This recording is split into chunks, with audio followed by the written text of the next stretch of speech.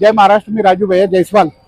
आज छत्रपती शिवाजी महाराजांच्या जयंतीनिमित्त सर्व भारतीयांना मी मनपूर्वक हार्दिक शुभेच्छा देतो आणि खास करून माझ्या संभाजीनगर वासियांना भी शुभेच्छा याकरता देतो का ज्या छत्रपती शिवाजी महाराजांनी 18 पाकड जातीला एकत्रित करून स्वराज्य निर्माण केलं, त्याच पद्धतीने आपला समाज संभाजीनगरमध्ये एकत्रित राहायला पाहिजे। कुठलाही जाती धर्म न करता आपण सगळे एक आहोत हा संदेश घेऊनच आपण पुढे जाणार आहोत। म्हणून मी पुन्हा एकदा सर्व माझ्या भारतीयांना सर्वांना मी छत्रपती शिवाजी महाराजांच्या जयंतीनिमित्त पुन्हा एकदा शुभेच्छा देतो।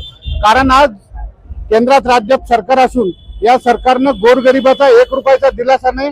आम्ही सत्तेत आल्यानंतर कर्जमाफी करू म्हणले, तर कर्जमाफी सुद्धा माझ्या शेतकरी बांधवाची होईल नाही। आज 2 ते 4 आत्महत्या दररोज संभाजीनगरच्या घाटीमध्ये राहतात आणि संभाजीनगरच्या आज केंद्रातलं राज्यातलं सरकार सगळं संभाजीनगर मध्ये बसून असून जर यांना गोरगरीब जनतेचे दुःख सुद्धा हे सावरू शकत नाही, तर यांनी यांचा उपयोग तरी काय सत्तेत येऊन। आज बाळासाहेबांनी सांगितलं होतं का 20% राजकारण आणि 80% समाजकारण हा शिवसेनेचा ध्यास होता, म्हणून आज 20% राजकारण आणि 80% समाजकारण कोणीही करीत नाही, कोणता नेता करीत नाही। मी ठामपणे सांगतो, आज गोरगरीब जनतेच्या जीवावर निवडून यायचं, महागड्या गाड्या घ्यायच्या, 4 ड्रेस बदलायचं, सगळं काही त्यांच्या हिशोबाने स्वराज्य निर्माण करायचं काम आज या लोकांनी केलंय। मी त्या सर्वांना छत्रपती शिवाजी महाराजांच्या जयंतीनिमित्त एक छोटा भाऊ समजून शिवसैनिक समजून एकच संदेश देतो का आज जी जनता माझी आत्महत्या करते,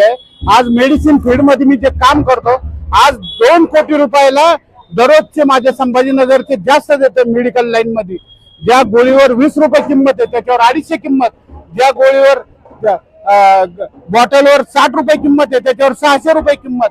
हे जर तुम्ही टाळलं तर आज संभाजीनगरचे 2 कोटी रुपये दररोजचे वाचते, तर माझ्या 36 जिल्ह्याचे किती पैसे वाचतील?